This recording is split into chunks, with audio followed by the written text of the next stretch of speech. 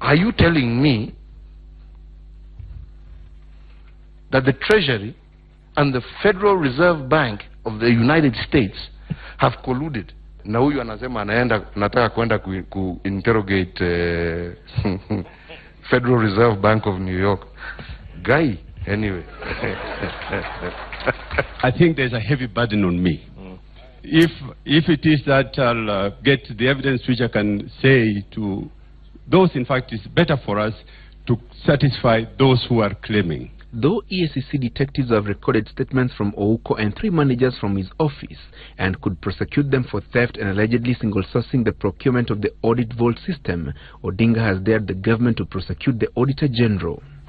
Wakijaribu tu namna hii, tutafanya vile wamefanya kule Brazil.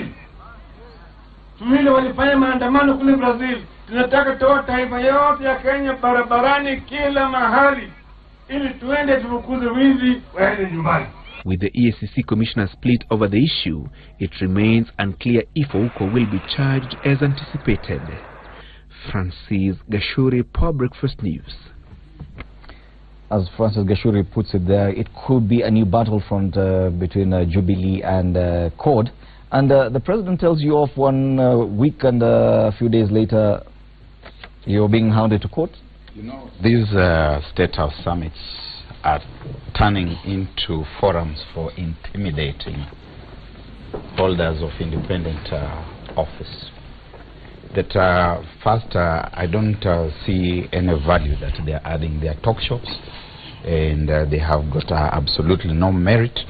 And you have people coming there to dress others down, and they are speaking angrily, and that the kind of dialogue and conversation that you expect in a sober environment is absent in these summits.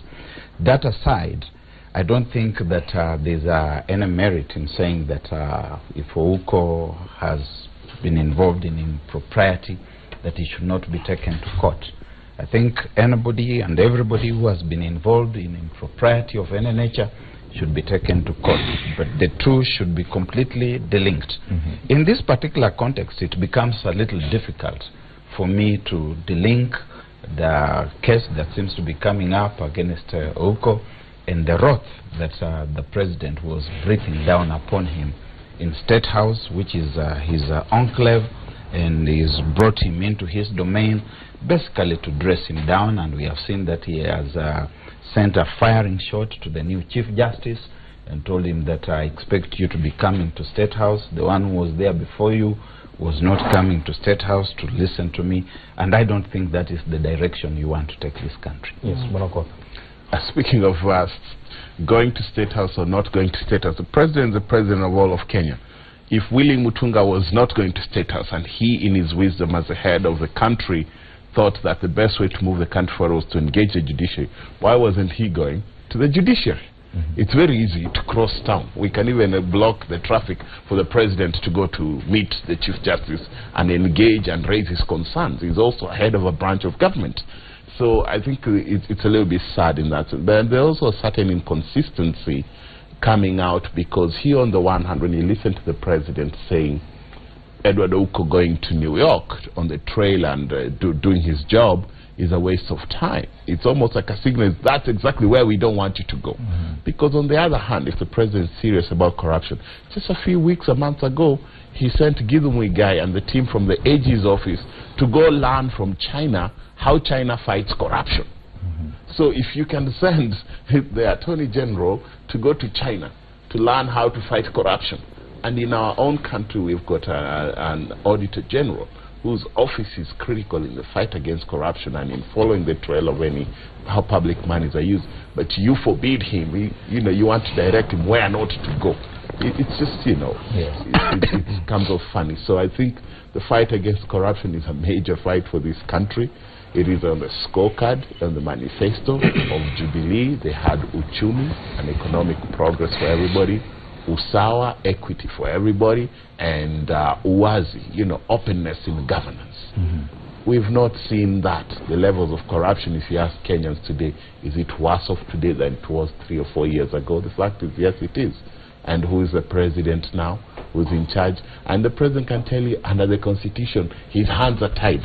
that is a little bit of untruth, because when they wanted David Kimayo out, David Kimayo, whose position is protected, they got it out, and he had the power to source and guide in his thinking who the best new Inspector General of Police should be after David Kimayo. But he ceded that power to a bunch of people from Kerio Valley and Marakwet to decide who the next person will be. It had to be another person from Kimayo's district. You know, instead of a Kenyan Inspector General, he left it at that. When he wanted Mumo Matemu and team out, you saw the pressure. People like Kinanjaya Muturi were at Parliament engaging to make sure that the committees did what had to happen for Matemu and company to go home. So now you're telling us you don't have the means. When he even brought to Parliament a list by passing the EACC commissioners and went to Harako Wake and got a list which is submitted in Parliament and earned a standing ovation, and proceeded to get rid of 6 of his cabinet secretaries, indicted them and eventually got rid of them. Why hasn't he done the same with parastatal heads? Why didn't he do the same in NYS? You know, so there's a lot of issues that keep coming up, and he can do more. I just think whoever's telling the president he's powerless is not being imaginative enough. The president can even institute processes for impeachment of any of these officials. Now, nobody's in office. Even the Chief Justice can be impeached. So no one is above the law in Kenya, and no one is entitled to any position. As Barack Muluka puts it, we should not just let Edward Ouko go scot-free if at all he committed any offense.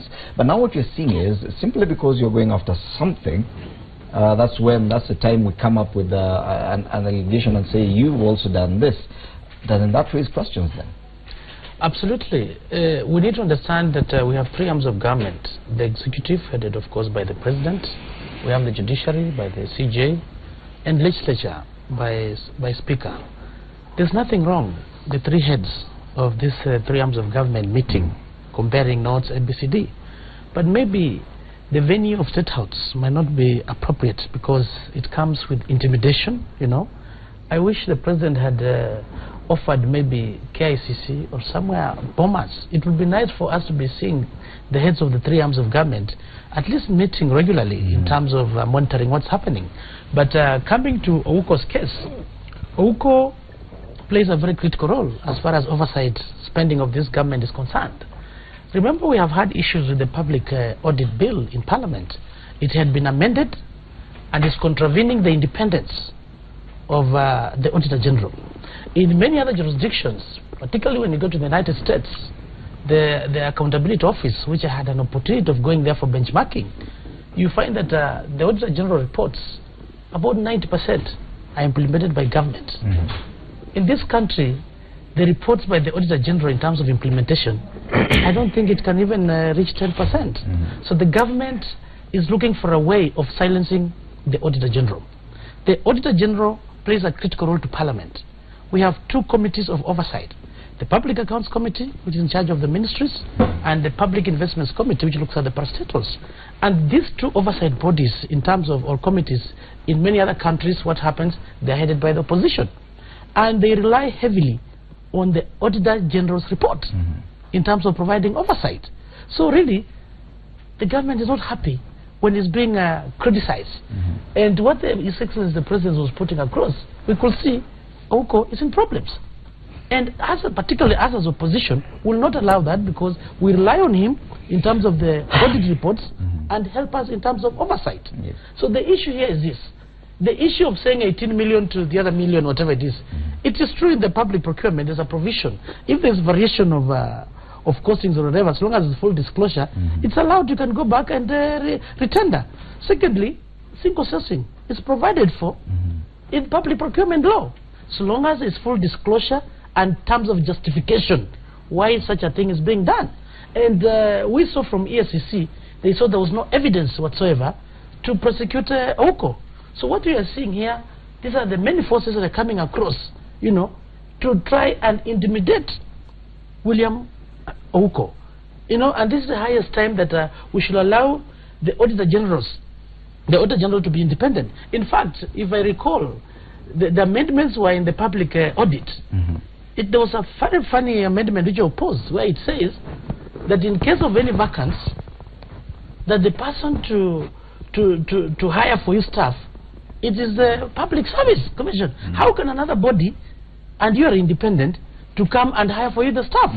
There was another provision of that you must have an advisory committee, and we totally oppose that bill, and I think the matter is in court because you are trying to interfere with the independence of the Auditor General, and the Auditor General enjoys the security of tenure. So any maneuver that Jubilee government is going to do to remove Auditor General because of maybe questioning here and there, we are going to resist. And I'm calling upon other honorable members who should not work under duress. We don't want their tyranny of numbers to come and misbehave. And this is the highest time. My colleagues from the other side, we tell them, this is the time we must stand up and say no to intimidation of independent bodies. We want OUCO to work. OUCO is required to give a report to National Assembly. Remember, you look at Article 95 of the Constitution, it's only Parliament, particularly National Assembly, that is there to discuss and resolve issues that affect the nation.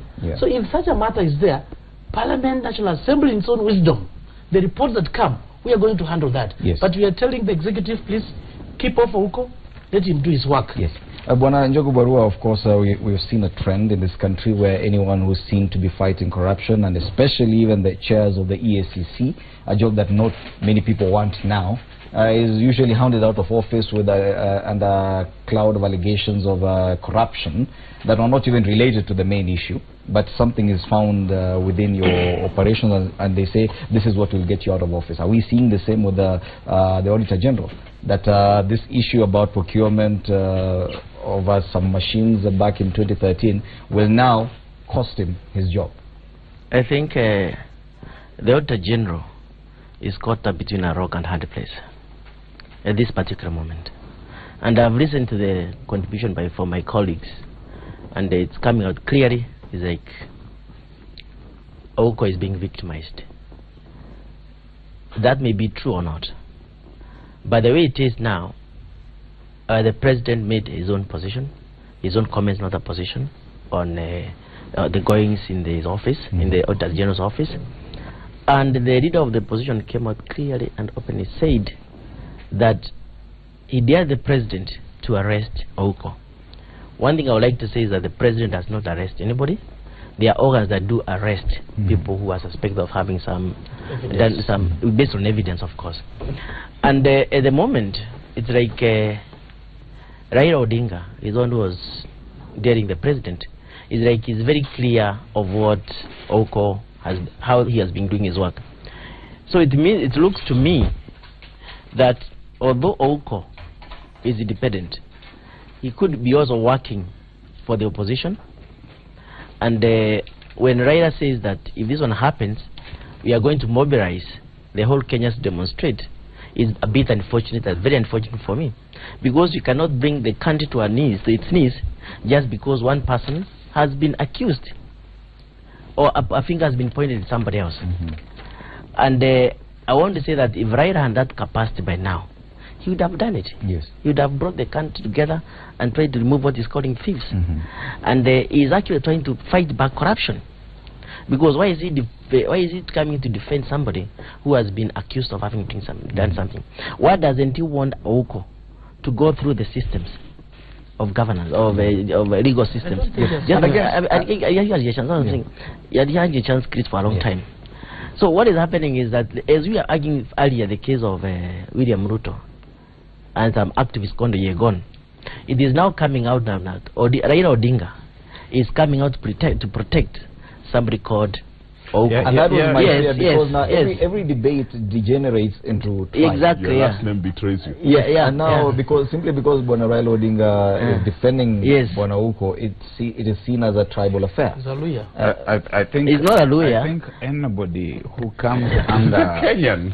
He's a Kenyan, yes, of course. Anybody who comes under the kind of verbal assault that we saw being visited upon OUCO at State House by the principal resident of State House in that kind of angry mood is endangered, and that kind of person needs protection, and he needs that protection from the citizens of this country.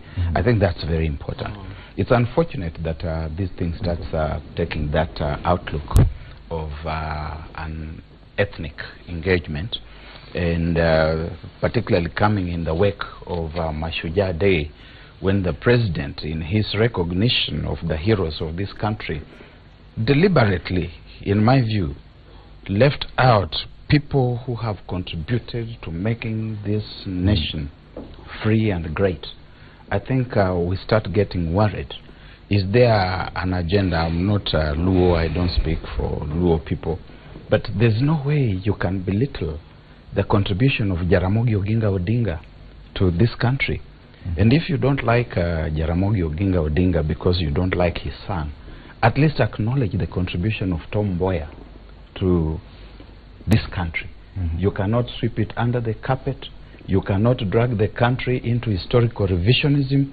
You cannot reinvent history.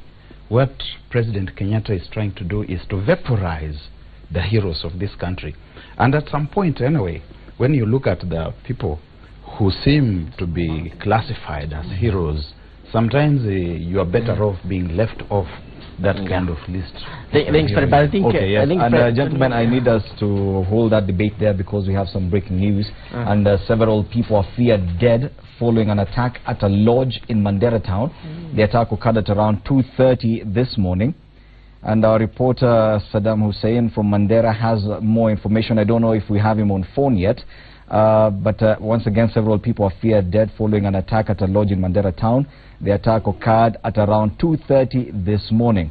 And I understand we have our correspondent from Mandera, Hussein Saddam, on phone. Good morning to you, Saddam. Kindly update us what exactly happened in Mandera. Okay, unfortunately we've lost Saddam Hussein, but we'll try and get him later for an update on that attack where several people are feared dead after assailants attacked a lodge in Mandera town, and the attack occurred at 2:30 this morning. We'll proceed with our news review, and I want us to move to another story now because of time, and it's on the front page of the Standard.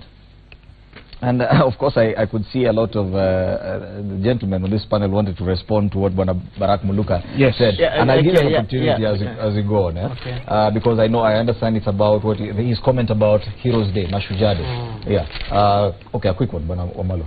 Pertaining that Mashujaa Day list, you know, there are so many Kenyans who have fought for this country. Personally, I was disappointed because I expected to have seen the name of Wamalo Kijana Masinde Muliro to be given posthumously. I did not see. So really we need to have the full disclosure and know what was the criteria that was being followed. Kenyans not be told.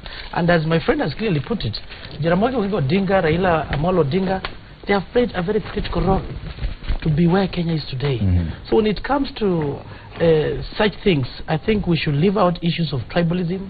Maybe issues of competition should be left out so that issues can be handled objectively. Yes, and I can see Bonabarwa is agreeing with you. Yeah, he knows we are very objective in our discussions. No, I'm just agreeing with, I'm just listening to him. I may be not agreeing with him, but before I make my comment, I would like you to protect me because last week I said that touching someone like Raila Odinga is like stepping on live wire on this forum here. And just before I started, just before I started prosecuting my issue, you see what happened. I was not even given an opportunity to... You have the protection. Not for now, but for the issue that has gone. But I want to ask Kenyans and my fellow comrades here, let us be open to discussion. Let's discuss everybody. You have discussed Uhuru Kenyatta quite at length, William Ruto at length. But when it comes to mentioning someone from ODM, or COD, it becomes a problem that makes this debate unbalanced. So what is happening is that you need to look at me also and see I've got a Jubilee affiliation and like my colleagues a COD affiliation. I don't have an affiliation. Barack Moruka has COD affiliation, I know that. It doesn't. But I'm saying that they say I'm a Jubilee. More or less, yeah, with a Babu, yes. But I'm saying this, in terms of heroes, what Chris is saying is correct. Masinde Muliro was a hero. Yes. Other people were heroes. Wamalo Kijana was a hero. Raila Odinga, Jaramogi. I mean, I'm coming to Raila now. Start with that one. Why should I start with that one? What I'm saying is I think there's a constituency of Kibra, and I'm here as Kibra. Oh, maybe that's why. But I'm saying that Raila Odinga I don't know why the president decided to omit his name from the list of heroes, because I expected it to be a hero. I expected to mention that list of heroes.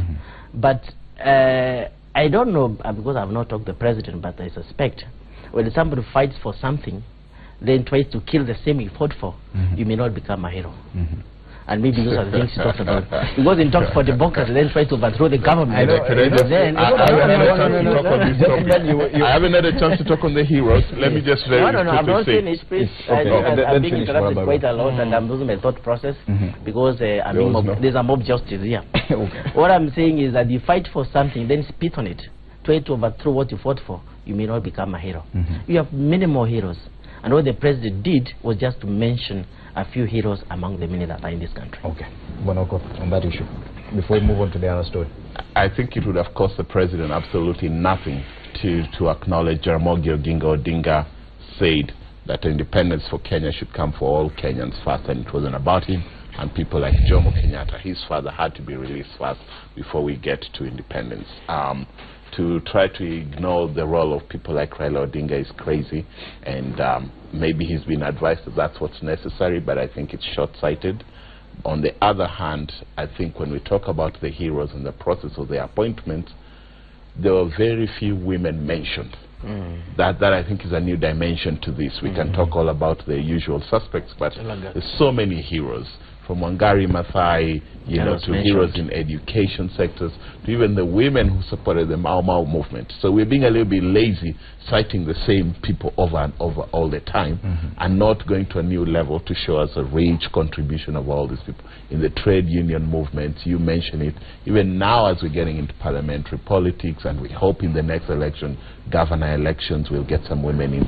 So it's important there. But speaking of heroes and who the president chooses to mention or not and lists, I wish our media could also do something important for us, is publish for us the list of the people that the president has pardoned. The president has done two very important things, which are in his powers. The power of mercy, pardoned over 7,000 people who are supposedly petty offenders.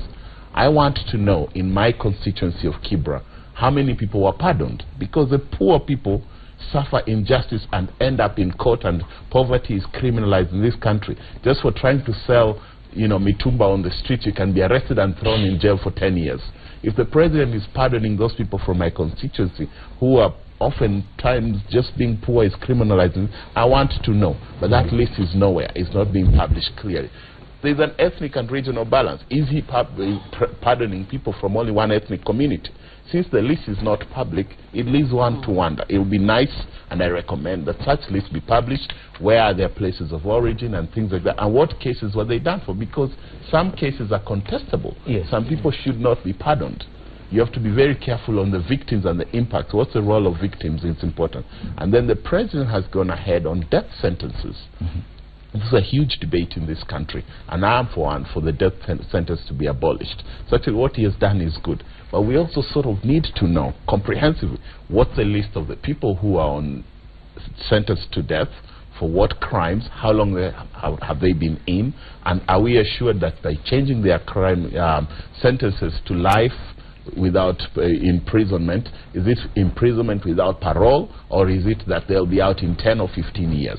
Victims or families need to know, and what does that mean? So I think for sure, let us see the lists, and when we come from the list of heroes, let's go even to the list of supposed villains who have been pardoned, and make sure they are not being pardoned from one part of the country to go vote. And others from another part of the country are not being pardoned. This was one of the topics that the headlines that we were to look at, and now that the discussion has morphed into that, I think it would only be right to continue with that line of thinking. When of course, some of those who were freed last week by President Uhuru Kenyatta, two of them are already back in jail for petty offences. One from Nyeri, the other one from Laikipia West. They were very lucky to escape lynching by enraged mobs. One even stole offertory from a church service in Laikipia, I think. But that is about the 7,000 who were petty offenders who were freed. Yesterday, President Uhuru Kenyatta commuted all death sentences to life jail terms. Now, about 2,747 death row convicts will now serve life imprisonment.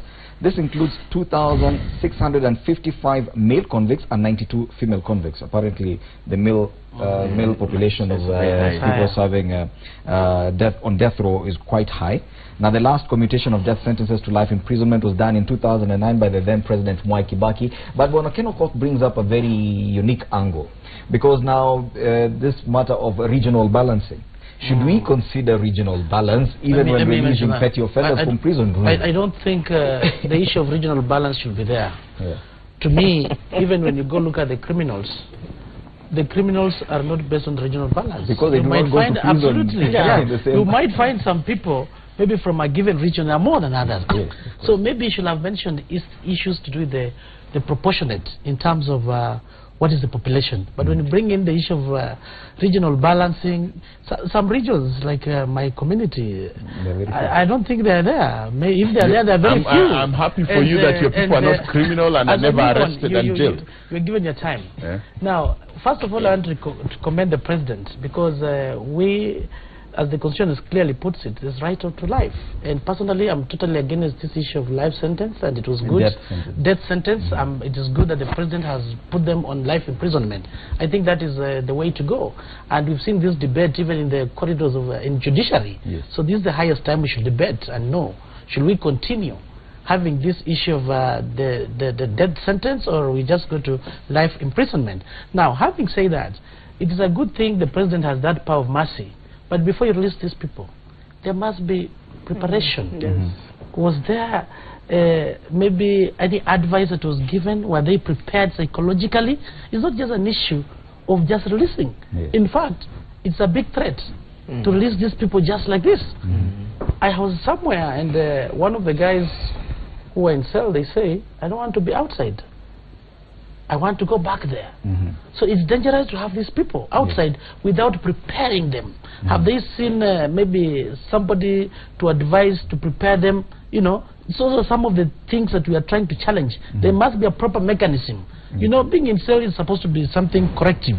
So as these people go out, we must give them that psychological support, somebody to keep on monitoring and evaluating them. And in the first place, they should be asked whether they want to be released or not. Yes, and also because I've seen some people, they don't want to be released. Also, the question that comes up is how much of rehabilitation is done in our penal institutions? Because 2 days after being released as a petty offender, you go and steal money from a church. I think that issue is rehabilitation is one of great concern, because when you release somebody from prison, you must make him or her adjust to a new environment. That's not happening. Just release somebody, taking the environment, then they have to continue doing what they know how to do, like stealing the offertory and other issues. The other issue I want to comment on is on the face of Kenya. I think you are taking the face of Kenya too far. And if you say that the president, when he's giving parole, you have to look at how many Kikuyus, how many Jaruos, how many lawyers, how many Kambas have been released, or how many have benefited in courts. I think you are trying to insinuate that even judges, when they are sentencing, they should look at the face of Kenya. They should say that you have already sentenced 2 Ruos, now you should send 2 before you send another Ruo. 2 Kambas must be in, 2 Kikuyus must be in, and even from Emmanuel, my friends come from. No, so in Emmanuel we don't have any criminals.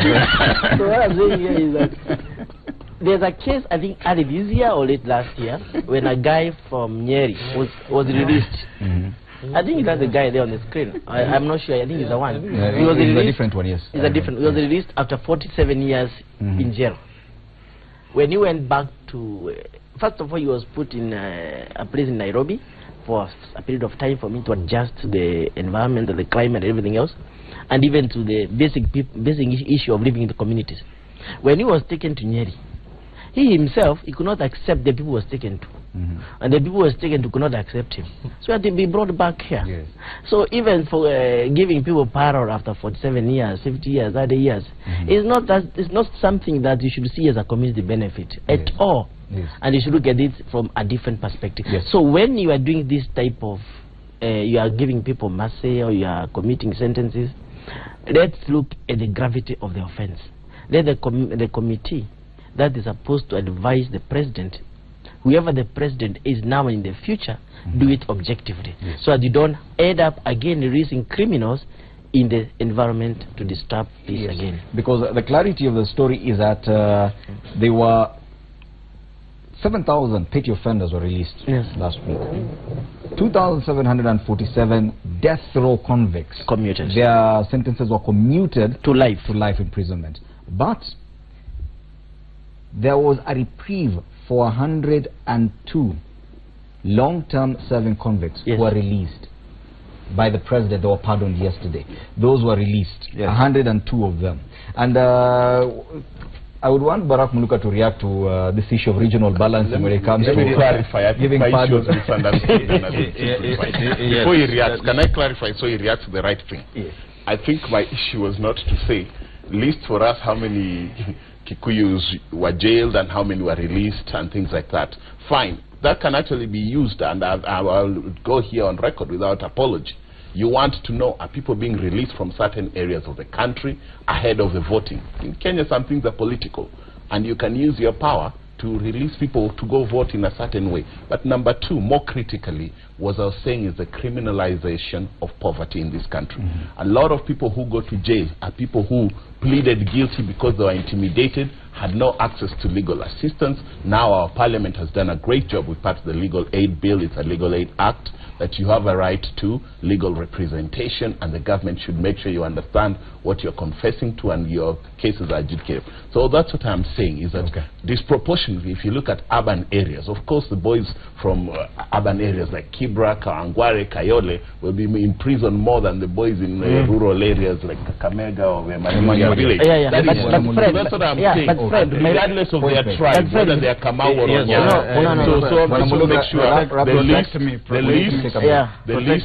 public. These politicians, Okay, sorry. I want to put it on record that Emmanuel is not prone to crime. That certain places like Kibra and maybe Kiminini and Gichugu may be more prone to even Kibra. We are just harassed because we are crime, and that we from Emmanuel Gichugu is an island of peace. Would not be so worried if we saw that there were so many names from Kibra. We would understand that this was a crime-prone environment. And I think that Mheshimiwa Njogu Barua has argued his case very eloquently, and I couldn't agree with him more. That this tendency for us to want even to own criminals and say that these are our criminals, and that our criminals remain behind the bars while other people's criminals have been released, I think that is not in order.